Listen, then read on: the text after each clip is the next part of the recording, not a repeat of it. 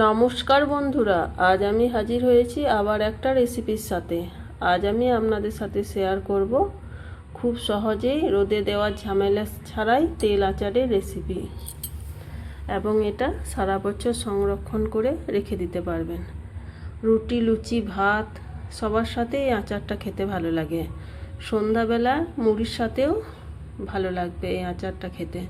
আসুন তাহলে রেসিপিটি দেখে নেওয়া যাক।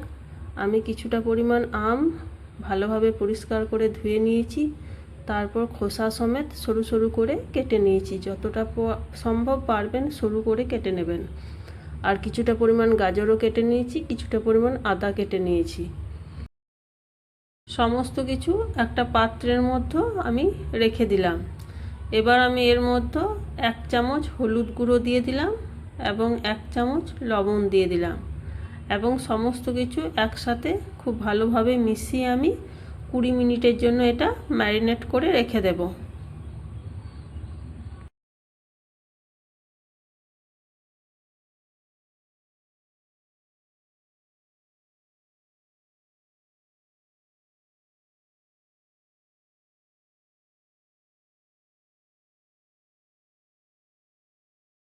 ওভেনে একটা কড়াই বসিয়ে দিলাম, এর মধ্যে কিছুটা পরিমাণ সরিষার তেল দিয়ে দিলাম, কয়েকটা শুকনো লঙ্কা 2 টুকরো করে দিয়ে দিলাম ও 1/3 চামচ কালো জিরে দিয়ে দিলাম।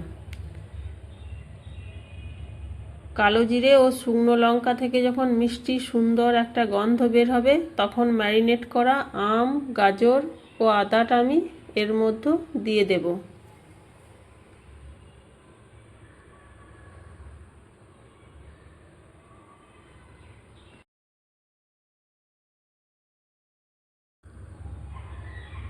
দু থেকে আড়াই মিনিট মতো আমি এটা নাড়াচাড়া করে নেব।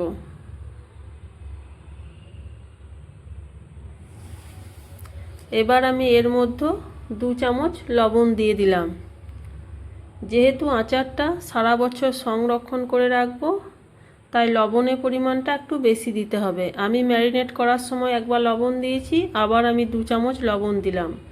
কালারের জন্য দিলাম আমি কাশ্মীর লাল লঙ্কা গুঁড়ো 1/2 চামচ, এবং 1 চামচ আখের গুড় দিয়ে দিলাম। আপনারা চাইলে চিনিও দিতে পারেন। এই আখের গুড়টা দিলাম, আচারটা মিষ্টি লাগবে না, কিন্তু যে একটা খুব অতিরিক্ত টক থাকে ওই টক ভাবটা লাগবে না, তাই কিন্তু অবশ্যই গুড়টা আপনারা দেবেন। গুড়ের পরিবর্তে চিনিও দিতে পারেন। আরও আমি এটা 2 থেকে আড়াই মিনিট মতো নাড়াচাড়া করে নেব।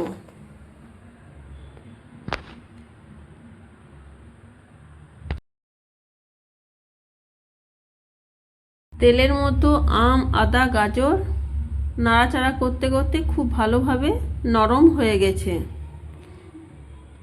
এবার আমি এটা ফ্লেমটা বন্ধ করে রেখে দেব।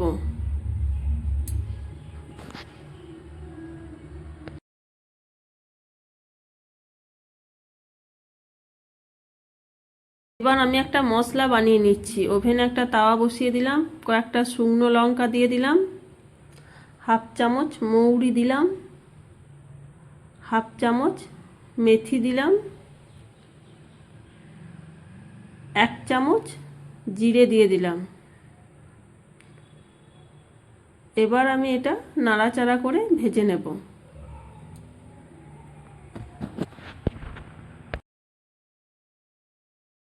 খুব সুন্দর মশলা থেকে একটা গন্ধ বের হবে এবং কালারটাও চেঞ্জ হয়ে যাবে, তখন বুঝতে হবে এটা ভাজা হয়ে গেছে। এবার আমি এর মধ্যে 1 চামচ সরিষা দিয়ে দিলাম ও 1 চামচ জোয়ান দিয়ে দিলাম। আবার আমি নাড়াচাড়া করে ভেজে নেব।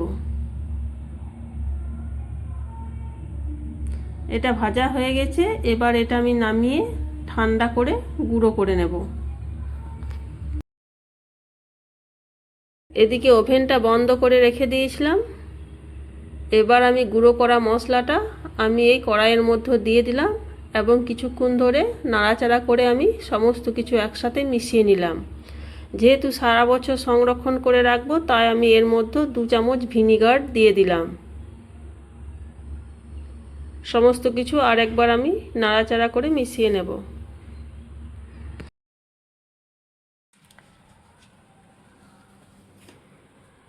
এবার এটা আমি একটা কাঁচের বোতলের মধ্যে ভরে রেখে দেব এবং আর কোনো রকম রোদ দেওয়া ঝামেলা থাকবে না। বন্ধুরা, আজ আমার এই রোদ দেওয়া ঝামেলা ছাড়াই তেল আচারের রেসিপিটা আপনাদের কেমন লেগেছে অবশ্যই কমেন্ট করে জানাবেন। আর যদি এভাবে না বানিয়ে থাকেন অবশ্যই একবার বানিয়ে দেখবেন।